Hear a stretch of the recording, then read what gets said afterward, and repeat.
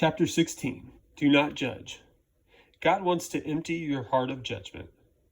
Do not judge so that you may not be judged. For with the judgment you make, you will be judged, and the measure you give will be the measure you get.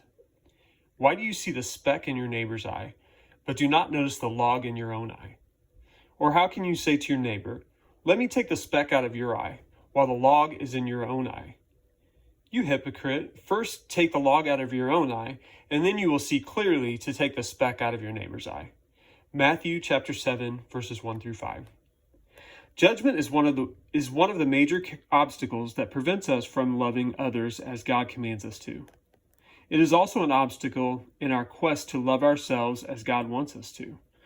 I wish I could tell you that I have so fully embraced Jesus' teachings that I never judge anyone, but I can't. I catch myself judging people all the time. I waste so much time and energy judging, and it makes me unhappy. When I judge others, I hurt them. I create negativity. I feel bad about myself, and I'm more likely to judge myself in unhealthy ways. Do not judge. Now that is a radical invitation. We live in a hyper-opinionated culture. As a result of all these opinions, we have become hyper-judgmental. All this judgment is unhealthy and unchristian. How many times a day do you judge other people? How many times a day do you judge yourself? Let me recommend an immensely practical spiritual exercise. Count. For 24 hours, count how many times you judge something or someone. At every turn, Jesus' teachings provide practical ways to grow spiritually. Just focusing on reducing the amount of judgment in your life is a path to peace, joy, and incredible spiritual growth. You will immediately experience the internal fruit of this path through a new peace that will flood your soul. But you will also quickly discover the external impact reducing judgment has on relationships. Nobody likes being around someone who is constantly judging them. Our relationships cannot survive under the unbearable weight of constant judgment. When we stop pumping the poison of judgment into the greenhouses of our relationships, we all begin to thrive in a new way together.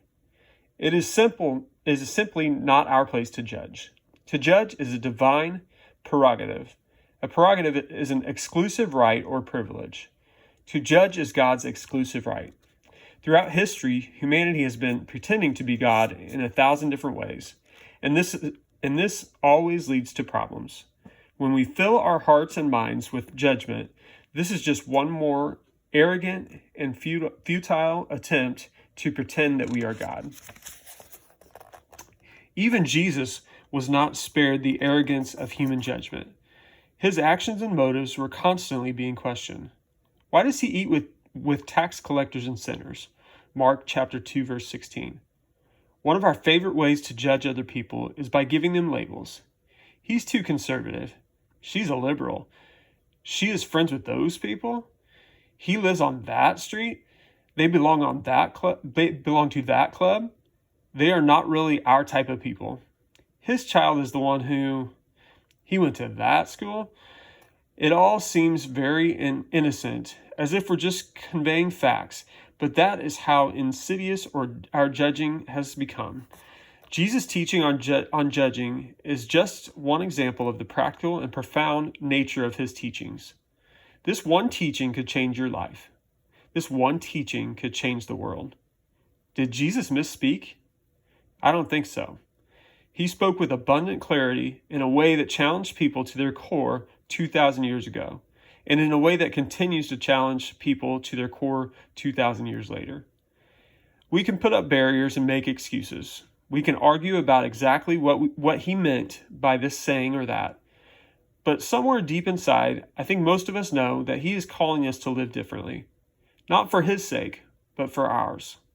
Not to make him happy, but so that we can share in the happiness that is our destiny. The teachings of Jesus Christ are radical. For 2,000 years, men and women of all ages, from all walks of life, rich and poor, young and old, educated and uneducated, have been allowing these teachings to transform them. Now the question is, will you?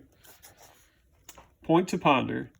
Whenever you are tempted to judge someone, Turn your attention to seeing that person as a child of God. Verse to live. Who are you to judge your neighbor? James chapter 4, verse 12. Question to consider. How will your key relationships improve if they are free from judgment? Prayer. Jesus, make me aware just before I am about to fall into judging someone, and give me the grace to stop myself.